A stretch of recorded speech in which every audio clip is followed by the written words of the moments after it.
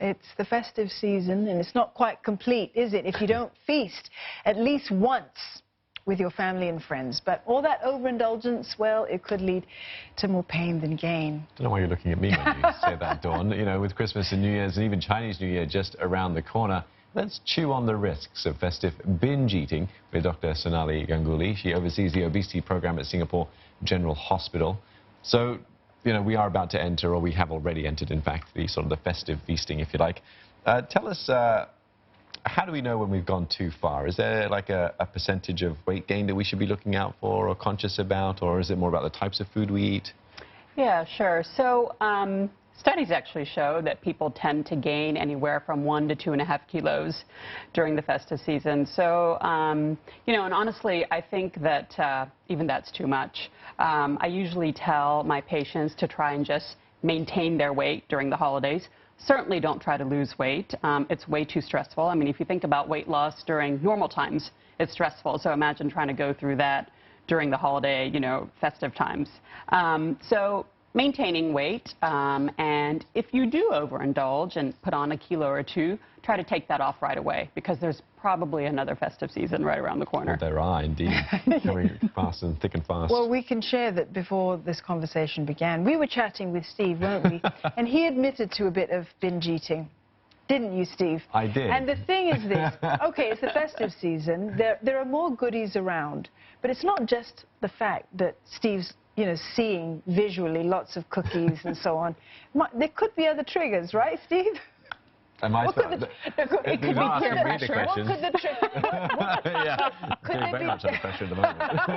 What could the triggers be that cause people, you know, to overeat? Yeah, sure. So, I mean, we all have our well-meaning friends, colleagues, and family who pressure us into eating with them. So that's, you know, certainly one thing. You know, when you're at a party and all your friends and family are eating, you want to join in the fun. So the peer pressure is definitely there. I think stress plays a big part. So I think that, you know, we have the stress of the shopping and entertaining, and that leads to sleepless nights and irregular meal times, and all those kinds of things kind of contribute to people craving more sugar, more sugary treats, and those are all around.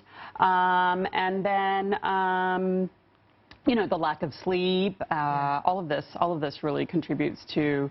Do you think that it could partly be because everyone thinks, you know, it's the end of the year, we've worked really hard, and we deserve a treat?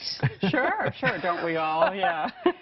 I mean, you know, you don't reach the end of the year and go, oh, it's time to diet. Right. That always starts in January, doesn't it? Yeah. On January 2nd. But as I was telling Steve before, you know, unfortunately, or fortunately rather, there's another holiday right around the corner. So we really just want to watch how many kilos we put on at each holiday. It requires careful rein it in. Binge eating. It certainly does. So what actually happens to our bodies when we binge then, as opposed to when we're sort of maintaining a steady diet? Yeah, sure. So, you know, whether it's binging during the festive time or just overeating in general, when we take in excess energy, which in our case is food, calories, whatever our body doesn't use for energy right away is stored away as fat. So that's what then leads to weight gain, and that can lead to a whole host of other metabolic complications. Okay, and it can be like a cyclical thing, right? Like once you start putting on weight and you feel more lethargic, and then you don't exercise, and then you want to eat some more, and it can be a bit of a vicious cycle. Certainly, yes. So that's why, you know, I always say, weigh yourself often, at least once or twice a week, and as soon as you notice that you've put on 1 kilo or 2, try to really bring it down so you don't get into that vicious cycle. Yeah. Is this a conversation that more of us need to be having with, say, our GP, do you think? It's not, I mean, you know, food to me is like a medicine in a sense. I mean, we are feeding ourselves and nourishing ourselves, but we don't necessarily talk about it in terms of... Sure. So, I mean, I definitely think it's something that should be addressed at consultations. Obviously, if you're of normal weight and you don't have any medical problems, maybe not as much emphasis. But once you start getting into that overweight or obese range, then you definitely need to have a conversation with the GP, maybe get a referral to a dietitian or a physiotherapist to try and start an exercise program. Okay, so how do we manage this festive period that's coming up then? You talked about the peer pressure, families, the environments that you're going to be in. What are some of the things we should be thinking of to sort of, you know, keep ourselves in check?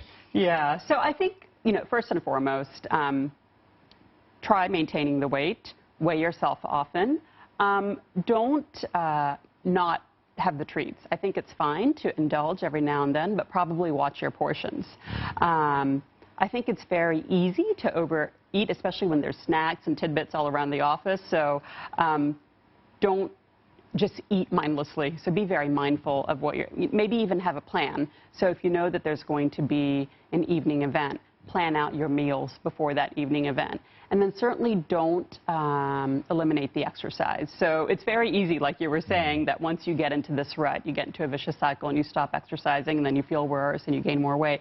So I think it's very important to keep up with the routine of exercise, maybe even think about adding on an extra 10 or 15 minutes because you are going to be indulging.